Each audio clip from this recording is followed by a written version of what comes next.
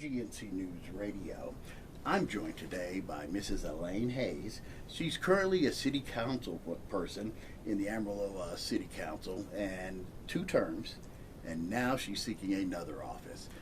Congressman Mac Thornberry announced that he would not seek re-election for this term after many great years of service, and Ms. Hays wants to fill those shoes. Welcome, Elaine.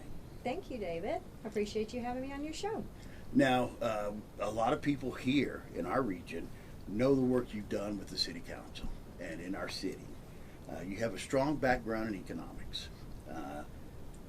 You're seeking this position to take Mac's spot, and I'm sure first off the listeners want to know why. Why would you want to get into that national spotlight? There are a couple of big issues that are kind of the overriding issues for me, and you alluded to one of them, and it is related to economics and my financial background. With my master's in finance and economics from right down the road at WTANM, I watch policy that is made in Washington, and there are not people at the table that have an educational or practical experience in that area to see how things they are writing are going to impact the average business and household. I think that somebody with that skill set needs to be at the table helping craft policy, and federal macroeconomic issues have always been a major issue and focus for me, and I would like to take that background to Washington and help write policy. Now, if anybody's followed your career here working on the council, they'll know, if they look at the record, you don't go along to get along. Just because maybe the majority or some people think you should vote this way, whether it be taxes or financing or budgets, you stand ground on your own reasoning and logic on every issue. How would that vote in Washington? Would you do that same type of approach that I'm here to represent the people that I represent, not reasons? I have had a lot of experience, not just on the council, of just having to stand up for what I believe, and sometimes that is not always in the majority. On the council, a lot of things, sometimes people wanted me to be louder in my opposition, that sometimes just the no vote, they did not view that as standing up enough for that position. My personality, my perspective is that you can disagree, but you don't have to be disagreeable.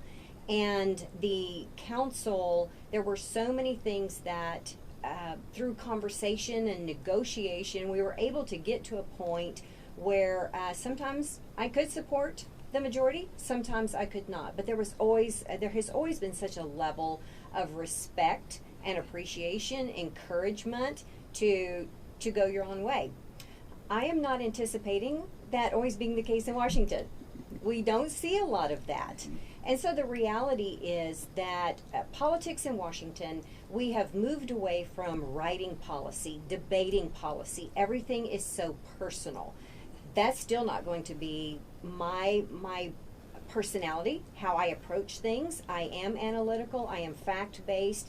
I think that you win more people potentially to your side, not by being louder, not by being more aggressive, but by being more deliberative, more persuasive. I guess there is a difference in being persuasive than aggressive. Right. And I do think that I am persuasive with information and things I believe in. Yeah.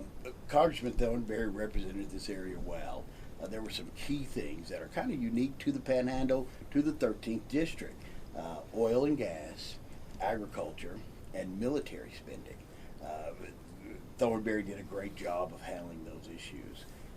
What would you bring to the table in each of those issues in farm and ranch, ag, and military?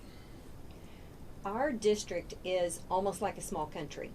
You named some of our largest economic drivers, but we also still have a major footprint in healthcare as well.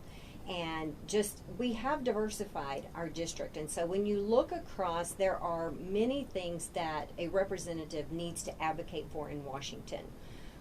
Some of the things transcend business is business, and policies and principles that will help one industry help across the board. but some are specific needs. One of the things that even while campaigning, I have built an advisory board to help for those specifics within the ag industry, the oil and gas industry. You know, Bell, Pantex, Shepherd Air Force Base are all going to have their own internal research, communication, and so it's more about continuing that relationship, having that face-to-face time to hear what their needs are. My responsibility is not to be an expert in all those different areas. It is to be listening to the experts in those areas and then go to Washington and be an effective advocate for their needs. One thing that's been talked about in this campaign, and the Honorable Congressman Thornberry alluded to it, there's some people in this race that aren't from the district. I'm not saying it's good or bad, but why is it important? You were born in the far eastern region of this district, so you know it. You've born, raised, high school, college education. You made your home here in Amarillo. Why is that so important that you have that base of the 13th district? You know, I have some of my own thoughts and opinions on that, but truly the bottom line is whether or not it matters to voters. As I'm campaigning across the district, some voters, that is their number one question. It matters to them a lot. They want their representative to be from their area, to have raised their family in the area, to have relationships, be a part of the community. And for those voters, it's their first question. And I'm able to answer that. I have been in Amarillo since 1985. I married an Amarillo boy, and he imported me. We raised our 4 children here. Now we have 2 grandchildren in the district, 2 in South Texas. And before that, I was in high school in Bridgeport, Texas, Wise County, 5.5 hours from here, yet it's still in the district.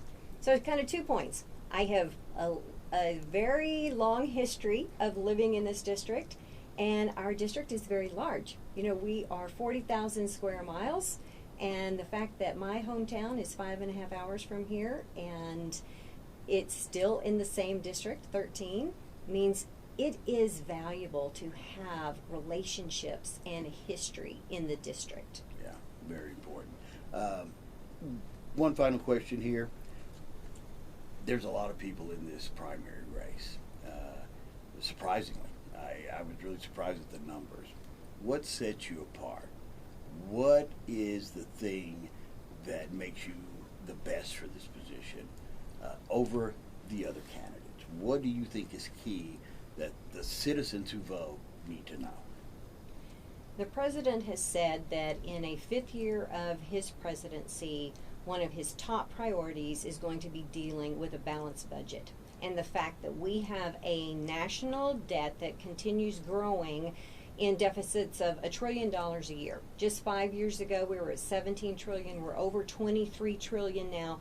That's unsustainable, and it is a major concern for me and for the president. I want to be at that table because of my background. This is what I have spent my entire life on in career, living within our means. Last year, our federal revenues were up 4%, but our spending was up 6%. We can't continue doing that year after year. And so my background sets me apart to deal with that issue facing our country. The second, we are a very conservative area. Second question that I get asked a lot is, are you pro-life? And I think what sets me apart is it's not just that I identify myself as pro-life. I have spent decades involved very personally in that movement.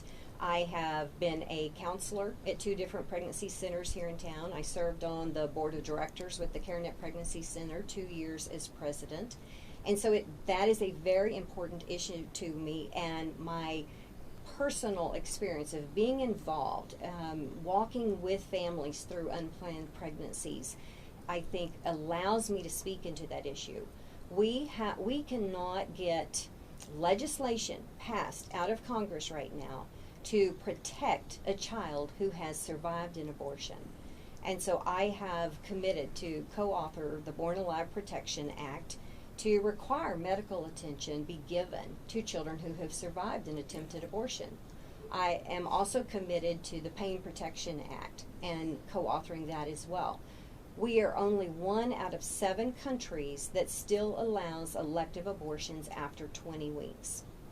Even people who identify themselves as pro-choice agree on those 2 areas. I think we need to protect the lives where we can, get the legislation, and continue working to create a culture in our country that respects women but also is safe for the unborn. Elaine Hays, running for the congressional seat in the 13th District, bringing to the table financial responsibility, a common sense approach to government, and being a part, being home, being here, and understanding the people and the issues we deal with here in the High Plains and across the South Plains, across, like you said, a broad district. I don't think people really understand how far this reaches across our state in the 13th District. Good luck in the rest of your campaign, and thank you so much for spending time with us today. Thank you, David. I appreciate it.